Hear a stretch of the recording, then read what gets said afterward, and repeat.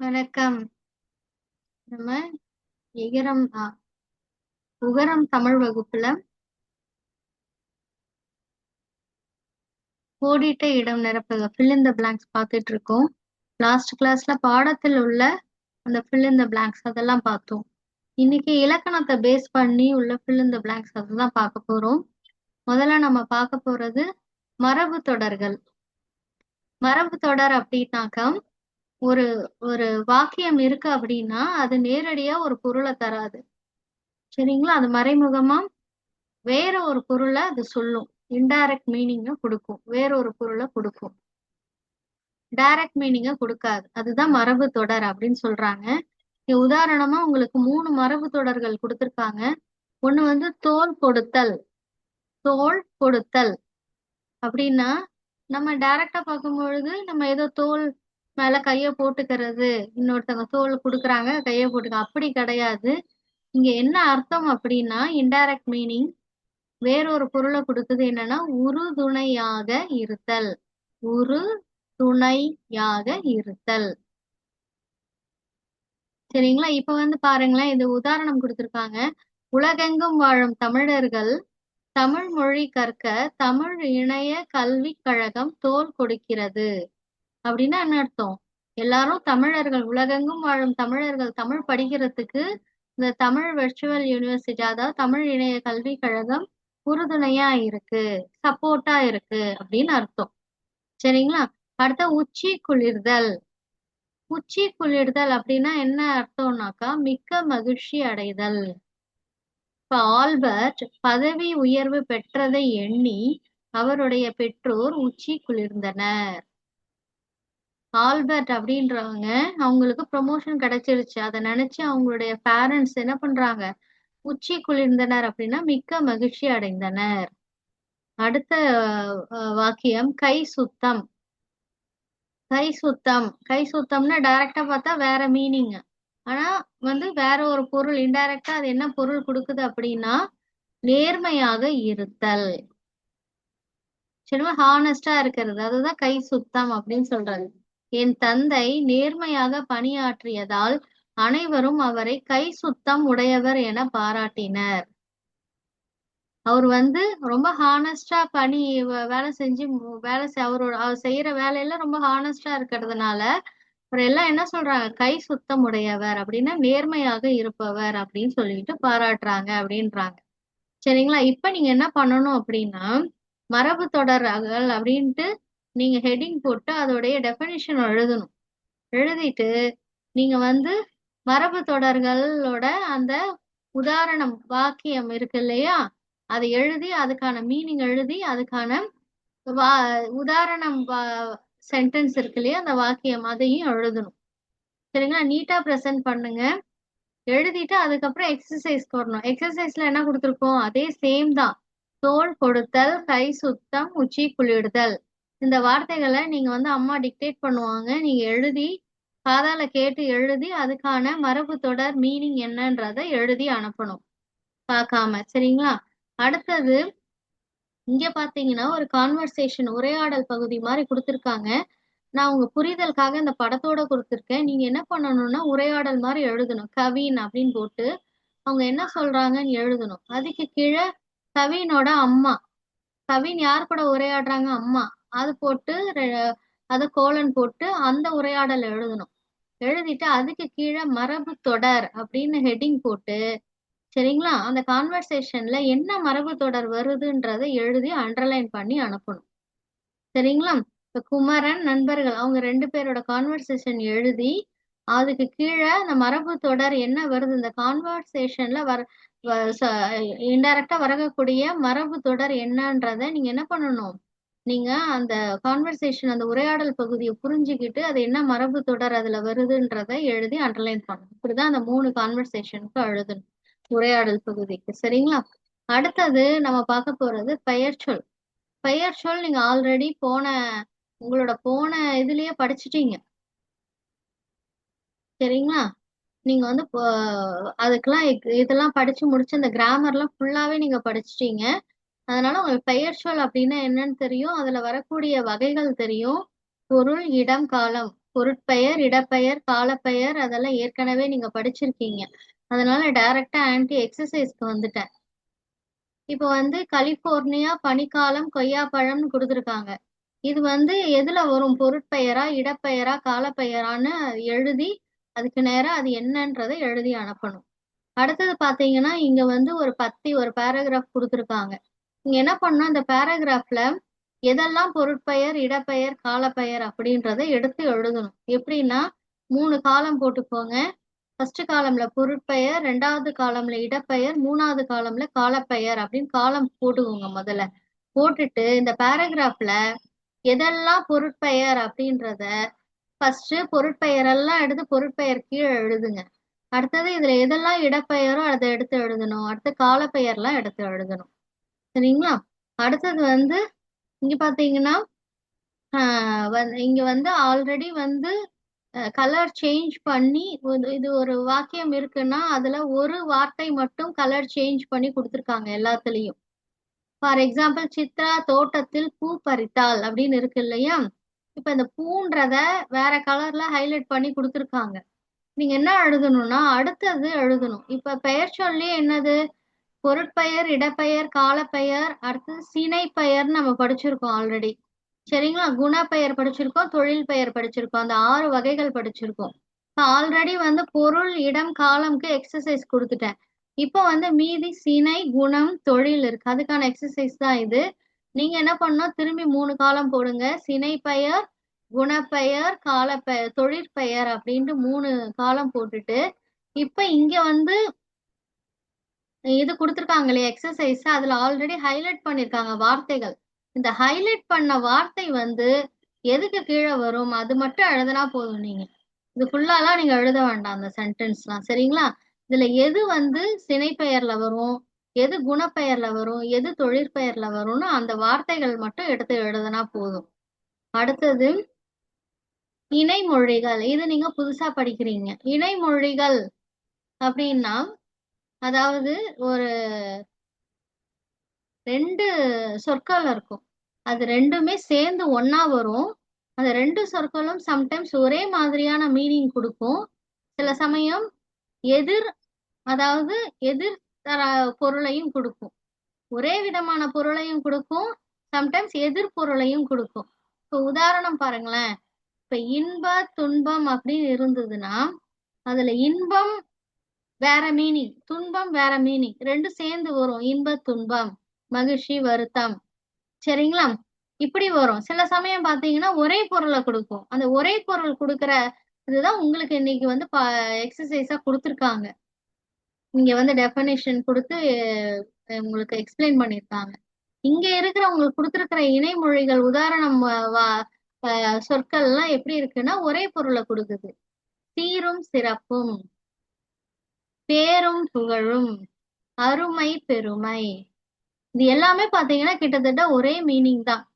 சீரும்னா என்னது? அதுவும் மேன்மை. சிறப்புன்னா என்னது? அதுவும் மேன்மை தான். சீரும் சிறப்பும், பேரும் புகழும், நல்ல பெயரும் புகழும், அருமை பெருமை. சரிங்களா? இது எல்லாமே என்னது?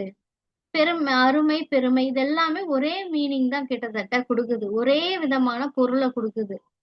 சரிங்களா? இப்ப இணைமொழிகள்னா 2 சொற்கள் இருக்கும். இந்த 2 சொற்கள் சேர்ந்து வரும். அது சில சில சமயம் ஒரே மாதிரியான பொருளை கொடுக்கும். 2 சொற்களும் ஒரே மாதிரியான பொருளை கொடுக்கும். சில இடத்துல 2 சொற்களும் எதிர் எதிர் மாதிரியான பொருளை கொடுக்கும். அந்த எதிர் எதிர்க்கும் உதாரணம் சொல்லிட்டேன், இன்ப துன்பம்னு. சரிங்களா? சீரும் சிறப்பும் அதுக்கு வந்து வாக்கியம் கொடுத்திருக்காங்க. தமிழர்கள் தைப்பொங்கலை சீரும் சிறப்புமாக கொண்டாடி மகிழ்வர். பேரும் புகழும், நாம் கல்வியினை தெளிவாக கற்றால் பேரும் புகழும் பெற்று வாழலாம். அருமை பெருமை, மாணவர்கள் நாட்டுக்கு உழைத்த நல்லவர்களின் அருமை பெருமைகளை அறிந்து கொள்ள வேண்டும். மற்றவங்களோட அருமைகள், அவங்க கிட்ட இருக்கிற நல்ல குணங்கள், பெருமைகள், இது எல்லாமே நம்ம தெரிஞ்சுக்கணும் அப்படின்றாங்க. இது எல்லாமே கிட்டத்தட்ட ஒரே மாதிரியான பொருளை தான் குறிக்குது. சரிங்களா? அடுத்தது இந்த இணைமொழிகளுக்கான எக்ஸசைஸ் இருக்கு. இப்ப 2 ஒரு fill in the blanks இதுல இருக்கு. இதுல வந்து இந்த 3 இது படிச்சீங்களே இணைமொழிகள்ல, சீரும் சிறப்பும், பேரும் புகழும், அருமை பெருமை. இதுல வந்து எது வந்து இந்த fill in the blanksக்கு பொருந்தி வரும், எந்த இடத்துல இந்த சொற்களை போட்டா அந்த வாக்கியம் முழுமை அடையும் அப்படின்றத பார்த்து நீங்க கரெக்டா ஃபில்அப் பண்ணி அனுப்புங்க. சரிங்களா? சீரும் சிறப்பும்னா உங்களுக்கு தெரியும். மேன்மை, அடுத்த அருமை பெருமைனா தெரியும். அருமையான பெருமை, அடுத்த பேரும் புகழும்னா தெரியும். நல்ல பெயரும் புகழும். சரிங்களா? இதோட மீனிங்கை வச்சு நீங்க இதுல அழகா ஃபில்அப் பண்ணி அனுப்புங்க. அடுத்தது பெயரெச்சம். இது வந்து நீங்க படிச்சிருக்க மாட்டீங்க. இது ஹையர் கிளாஸ்ல தான் நம்ம படிக்கிறோம். ஏற்கனவே நம்ம படிச்சதெல்லாம் பெயர்ச்சொல், வினைச்சொல், இடைச்சொல், உரிச்சொல் இதெல்லாம் தான் படிச்சிருக்கோம் நம்ம. பெயரெச்சம் பத்தி படிக்க போறோம். பெயரெச்சம்னா ஒண்ணும் இல்ல, ரொம்ப ஈஸி தான். அதாவது இப்ப வினைச்சொல்ன்றதுன்னா உங்களுக்கு தெரியும் வினைச்சொல்னா என்னன்னு சொல்லிட்டு. அந்த வினைச்சொல் எப்படி இருக்கும்னா முற்று பெறாம இருக்கும் ஒரு வாக்கியத்துல. அது என்னன்னு சொல்லுவாங்கன்னா எச்ச வினை அப்படின்னு சொல்லுவாங்க. அந்த வினைச்சொல் வந்து வினைச்சொல் எதை கொண்டு முடியும் அப்படின்னா பெயர் சொல்ல வச்சு முடியும். சரிங்களா? முற்று பெறாத வினைச்சொல் வந்து எதை கொண்டு முடியும், பெயர் சொல்ல கொண்டு முடியும். அந்த வினைச்சொல் முற்று பெற்றிருக்காது, பாதியாதான் இருக்கும். அந்த மாதிரி இருக்கிற வினைச்சொல் பெயர் சொல்ல வந்து பெயர் சொல்ல கொண்டு முடியும். அந்த எண்டு எதுல இருக்குன்னா பெயர் சொல்லதான் இருக்கும். அதை என்னன்னு சொல்றாங்கன்னா பெயரெச்சம் அப்படின்னு சொல்றாங்க. ஒரு முற்று பெறாத வினைச்சொல் பெயர் சொல்ல கொண்டு முடிஞ்சா அதுக்கு என்ன பெயர்? பெயரெச்சம். சரிங்களா? இப்ப பாருங்களேன், இப்ப உதாரணம் சென்ற செழியன் அப்படின்னு இருக்கு இல்லையா? இதுல உங்களுக்கு நல்லாவே தெரியும் செழியன்றது என்னது? பெயர் சொல். வினைச்சொல் எது? சென்ற. சென்றன்றது முடிஞ்சிருக்கா? இந்த வினைச்சொல் முடியல. அதுதான் இது என்ன சொல்றாங்கன்னா முற்று பெறாத வினைச்சொல். இந்த முற்று பெறாத வினைச்சொல் எதை கொண்டு முடிஞ்சிருக்கு? இந்த பெயர் சொல்ல கொண்டு முடிஞ்சிருக்கு. செழியன்ற பெயர் சொல்ல கொண்டு முடிஞ்சிருக்கு. அதனால இதுக்கு என்ன பெயர்? பெயர் எச்சம். சரிங்களா? எச்சம்னா என்னன்னாக்கா அது வந்து கம்ப்ளீட் ஆயிருக்காது. சரிங்களா? மிச்சம் இருக்குதுன்ற மாதிரி அர்த்தம். சரிங்களா? அதுதான் என்னன்னு சொல்றாங்கன்னா இத பெயர் எச்சம். ஏன்னா இந்த வினை வந்து முடியல, அதனாலதான் என்னன்னு சொல்றாங்கன்னா எச்சம் அப்படின்னு சொல்றாங்க. பெயர் எச்சம் அப்படின்னு சொல்றாங்க, முற்று பெறல. சரிங்களா? அந்த வினை. இப்ப இத பாத்தீங்கன்னா இறந்த காலம், நிகழ்காலம், எதிர்காலம்னு பிரிச்சிருக்காங்க. இது வந்து இறந்த காலம் அப்படின்னா உங்களுக்கு தெரியும். நிகழ்காலம்னாலும் தெரியும், எதிர்காலம்னாலும் உங்களுக்கு தெரியும். இது எல்லாமே நம்ம ஆல்ரெடி படிச்சாச்சு.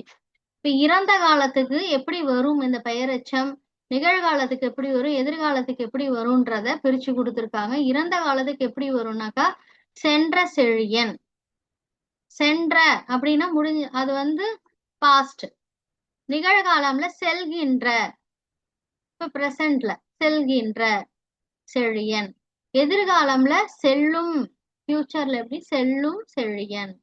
ஆல்ரெடி உங்களுக்கு தெரியும் இது எப்படி எழுதணும்னு சொல்லிட்டு. அது உதாரணமா கொடுத்திருக்காங்க. இங்கதான் இதே மாதிரி நிறைய உதாரணங்கள் இருக்கு. படித்த மாணவன், பறந்த பறவை, விளையாடிய சிறுவன், எழுதிய மாணவன். சரிங்களா? இது எல்லாமே இறந்த காலம், நிகழ்காலம், எதிர்காலத்துல கொடுத்திருக்காங்க. இங்க வந்து எக்ஸசைஸ் இருக்கு. இதுல வந்து ஒரு வாக்கியம் இருக்கு, அது நடுவுல ஒரு வார்த்தை மிஸ் ஆகுது. அது என்ன வார்த்தை அப்படின்னா அந்த பெயரச்ச வார்த்தை தான், அந்த சொல் தான். அதுக்கு ஆப்ஷனும் கொடுத்துருக்காங்க. கேட்ட, நின்ற, கண்ட, வந்த, தந்த. இதுல வந்து எந்த ஆப்ஷன் வந்து இதுக்கு பொருந்தி வரும், எந்த பெயரச்சம் வந்து இதுக்கு பொருந்தி வரும் அப்படின்றத கரெக்டா வந்து ஃபில்அப் பண்ணி அனுப்புங்க. உங்களுக்கு இதுல எல்லாமே மீனிங் தெரியும். கேட்டனா என்ன தெரியும், நின்ற, கண்ட, வந்த, தந்த எல்லாமே தெரியும். அதனால இதுல வந்து எது பொருந்தி வரும் அப்படின்றத கரெக்டா ஃபில்அப் பண்ணி அனுப்புங்க. இப்ப வந்து பெயரச்சம் முடிச்சிட்டோம். அடுத்த வினையச்சம் போறோம். வினையச்சம் போறதுக்கு முன்னாடி இந்த மயங்கொலி எழுத்துகள், அதாவது ஒலி வந்து கிட்டத்தட்ட ஒரே மாதிரியா வரக்கூடிய எழுத்துகள் இருக்கு இல்லையா? ந, ந. இந்த எழுத்துக்களை வச்சு இந்த இடத்துல எந்த வார்த்தை வந்து கரெக்டா வரும்ன்றத நீங்க ஃபில்அப் பண்ணி அனுப்புங்க. அது ஒரு 3 சென்டென்ஸ் மட்டும் கொடுத்துருக்காங்க. இதை மட்டும் நீங்க அழகா ஃபில்அப் பண்ணி அனுப்புங்க. சரிங்களா? இதுல எந்த ந வந்து கரெக்டா பொருந்தி வரும் அப்படின்னு சொல்லிட்டு இந்த சென்டென்ஸ் படிச்சாலே உங்களுக்கு தெரியும் அந்த இடத்துல எந்த ந வரும்னு சொல்லிட்டு. ஏன்னா பெயர்ச்சொல் வினைச்சொல்ல படிக்கும் பொழுதே உங்களுக்கு வந்து எது கரெக்டா அந்த இடத்துல பொருந்தி வரும்ன்றது தெரியும். அடுத்தது வந்து வினையெச்சம். இப்ப வந்து இப்ப முற்று பெறாத வினைச்சொல் இருந்தது இல்லையா, அது பெயர் சொல்ல கொண்டு முடிஞ்சா அது பெயரெச்சம். அதுவே வினைச்சொல்ல கொண்டு முடிஞ்சா வினையெச்சம். அவ்வளவுதான். சரிங்களா? பெயர் சொல்ல கொண்டு முடிஞ்சது. உதாரணம் சென்ற செழியன் அப்படின்னு பார்த்தோம். செழியன்றது பெயர் சொல். அதை கொண்டு முடிஞ்சது இல்லையா? அதே முற்று பெறாத வினைச்சொல் வினையை கொண்டு வினைச்சொல்ல கொண்டு முடிஞ்சதுன்னா வினையெச்சம். இங்க பாத்தீங்கன்னா எழுதி பார்த்தால். எழுதின்றது என்ன? முற்று பெறாத வினைச்சொல். சரிங்களா? அது எது கொண்டு முடியுது? பார்த்தால். பார்த்தால்ன்றது என்னது? வினைச்சொல். அப்ப இந்த வினைச்சொல்ல கொண்டு எது முடியுது? இந்த முற்று பெறாத வினைச்சொல் வந்து இந்த பார்த்தால் அப்படின்ற முற்று பெற்ற வினைச்சொல்ல கொண்டு முடியுது. அப்படி முடிஞ்சா அதுக்கு பேர் என்னது? வினையெச்சம். இந்த இடத்துல பெயர் சொல் வந்ததுன்னா அது பெயரெச்சம். வினைச்சொல் வந்ததுனால இந்த இது என்னது? வினையெச்சம். சரிங்களா? ஜானகி எழுதி பார்த்தால். இது என்னது? இது வினையெச்சம். இதே மாதிரி உதாரணம் கூடி விளையாடுகின்றனர், விரும்பி உண்பால், ஓடி வந்தான், ஆடிக்கொண்டிருந்தால், படித்து மகிழ்ந்தான். சரிங்களா? இப்ப இதுக்கு வந்து எக்ஸசைஸ் கொடுத்துருக்கேன் ஆன்டி. இதுல வந்து பாத்தீங்கன்னா இப்ப வந்து வினை முற்று சொல் கொடுத்துருக்காங்க. வினை முற்றுன்னா என்னது? அந்த வினைச்சொல் முடிஞ்சிருக்குன்னு அர்த்தம். அதை நீங்க வினை எச்ச சொல்லா மாத்தணும். சரிங்களா? இப்ப ஓடினான் அப்படின்னு இருக்குன்னா இது வினை முற்று முடிஞ்சிருச்சு. ஓடினான் அப்படின்றது அந்த வினை முடிஞ்சிருச்சு, முழுமையா இருக்குது. சரிங்களா? முழுமையா இருக்கு அந்த சொல்லு. இப்ப நீங்க இது எச்சமா மாத்தணும். எச்சமா மாத்தணும்னா என்னது? எச்சமான இந்த முடியலன்னு அர்த்தம். சரிங்களா? முடியாத ஒரு வினை எச்சமா நீங்க மாத்தணும். இப்ப ஓடினான் அதுல பாத்தீங்கன்னா இது வினை எச்சமா மாத்தணும்னா நீங்க என்ன பண்ணணும்? ஓடி. அது எச்சமா மாத்தணும்னா ஓடி. ஓடின்னு எழுதுனீங்கன்னா அது என்ன அர்த்தம்? எச்சமா இருக்கு, வினை எச்சமா இருக்குன்னு அர்த்தம். சரிங்களா? அதே மாதிரிதான் மற்ற வார்த்தைகள் இருக்கு. அதை வச்சு நீங்க முற்று பெற்ற அந்த வினைச்சொல்ல வினை எச்சமா மாத்தி எழுதுங்க. அப்ப கீழே இன்னொரு பேராகிராஃப் கொடுத்துருக்கேன் ஆன்டி. இந்த பேராகிராஃப்ல எதெல்லாம் வந்து வினை எச்ச சொற்கள் அப்படின்றத நீங்க என்ன பண்ணணும்? எடுத்து எழுதி அனுப்பணும். இந்த பேராகிராஃபை நீங்க எழுதணும்னு அவசியம் இல்லை. சரிங்க? ஒன்லி நீங்க வந்து அந்த வினை எச்ச சொற்கள் அப்படின்னு சொல்லிட்டு கதை பகுதியில் உள்ள வினை எச்ச சொற்கள் ஹெட்டிங் போட்டு நீங்க அதுல என்னென்ன வினை எச்ச சொற்களோ அதை மட்டும் எடுத்து 1 by 1 நீட்டா எழுதி அனுப்புங்க. 1 2 3 போட்டு எழுதி அனுப்புங்க. சரிங்களா? இப்ப வந்து இது முடிஞ்சிருச்சு. அடுத்தது இன்னும் ஒரே ஒரு எக்ஸசைஸ் தான் வினை எச்சத்துல. அதுவும் fill in the blanks தான். இப்ப பொன்மொழி டேஷ் பாடினாள் அப்படின்னு இருக்கு. இப்ப வந்து வித்தின் பிராக்கெட்ல என்ன கொடுத்துருக்காங்கன்னா ஆடினாள் அப்படின்னு கொடுத்துருக்காங்க. ஆடினாள்ன்றது ஒரு முற்று பெற்ற வினைச்சொல் தான். இப்ப நீங்க இதை வினையெச்ச சொல்லா மாத்த போறீங்க. இப்ப ஆடினாள் அப்படின்றதுல வினையெச்ச சொல்ல எப்படி மாத்தலாம் அப்படின்னா இப்ப ஆடி. சரிங்களா? ஆடின்றது என்னது? எச்சம். முற்று பெறல அது. சரிங்களா? அப்ப ஆடி பாடினாள். பொன்மொழி ஆடி பாடினாள். இதே மாதிரி ஒரு மீதி இருக்கிற நாளையும் நீங்க அழகா ஃபில்அப் பண்ணி அனுப்பணும். இந்த ஒன்னையும் சேர்த்து எழுதி அனுப்புங்க, உதாரணத்துக்கு கொடுத்ததையும். சரிங்களா? இப்ப வந்து எல்லா எக்ஸசைஸும் உங்களுக்கு ஈஸி தான். ஒன்லி நீங்க எடுத்து எடுத்து எழுத போறீங்க. வேற எதுவும் பெரிய விஷயம் இல்லை இதுல. இப்ப ஃபர்ஸ்ட் வந்து மரபு தொடர்கள் அது டெஃபினேஷன் எழுதி அந்த மரபு தொடர்கள் என்னன்றத மீனிங்கோட எழுதி அந்த வாக்கியம் எழுதி அனுப்புங்க. அதுக்கான எக்ஸசைஸ் அனுப்புங்க. அடுத்தது பெயர்ச்சொல் பொருள் இடம் காலம். சரிங்களா? அது ஒன்லி பொருள் இடம் காலம் என்னன்றதை எடுத்து எழுத போறீங்க, அவ்வளவுதான். அடுத்தது இணைமொழிகள். இணைமொழிகள்னா என்னன்னு ஆன்டி சொன்னேன் இல்லையா? அந்த டெஃபினேஷன் எழுதுங்க. நான் சொல்லியிருக்கேன் இல்லையா? அந்த எக்ஸ்பிளனேஷனை கேட்டுட்டு டெஃபினேஷன் எழுதி அதுக்கான 3 வாக்கியங்கள் கொடுத்துருக்காங்க இல்லையா? அதை எழுதி அதுக்கான உதாரணமும் எழுதுங்க. அதுக்கான எக்ஸசைஸ். அடுத்தது பெயரெச்சம். பெயரெச்சம்னா என்ன அப்படின்றது டெஃபினேஷன் எழுதிட்டு நீங்க இறந்த காலம், நிகழ்காலம், எதிர்காலம்னு 3 காலம் போட்டுட்டு அதெல்லாம் அந்த உதாரணம் எழுதுங்க. இறந்த காலத்துக்கு கீழே சென்ற செழியன் அப்படின்னு எழுதிட்டு அடுத்த இறந்த காலம் என்ன? படித்த மாணவன், பறந்த பறவை. இப்படி இறந்த காலத்துக்கு கீழே வரக்கூடிய பெயரெச்சம்லாம் எழுதுங்க. அதே மாதிரி நிகழ்காலம், எதிர்காலம் காலம்ஸ் போட்டு எழுதுங்க. அடுத்தது எக்ஸசைஸ் இந்த மயங்கொலி எழுத்துகள், அடுத்து வினை எச்சம். வினையெச்சம் டெஃபினிஷன் எழுதுங்க. அதுக்கான எக்ஸாம்பிள்ஸ் கொடுத்துருக்காங்க இல்லையா, அதை எழுதுங்க. ஜானகி எழுதி பார்த்தால் உதாரணம்னு போட்டு இந்த ஒரு 6 வாக்கியம் மட்டும் எழுதுங்க. மீதி எக்ஸசைஸ் தான். இந்த எக்ஸசைஸ்ல கூட ஒண்ணுதான் நீங்க ஃபுல்லா எழுத போறீங்க. மீதி எல்லாம் வெறும் அந்த வார்த்தைகள் மட்டும்தான் எடுத்து எழுத போறீங்க. அதனால பெரிய உங்களுக்கு கஷ்டம் கிடையாது. ரொம்ப அழகா நீட்டா ப்ரெசென்ட் பண்ணுங்க. எந்தெந்த இடத்துல கலர் பென் யூஸ் பண்ண முடியுமோ அந்த ஃபில் இன் த பிளாங்க்ஸ் எல்லாம் கரெக்டா அதெல்லாம் யூஸ் பண்ணி எழுதுங்க. பார்க்க நீட்டா இருக்கும்.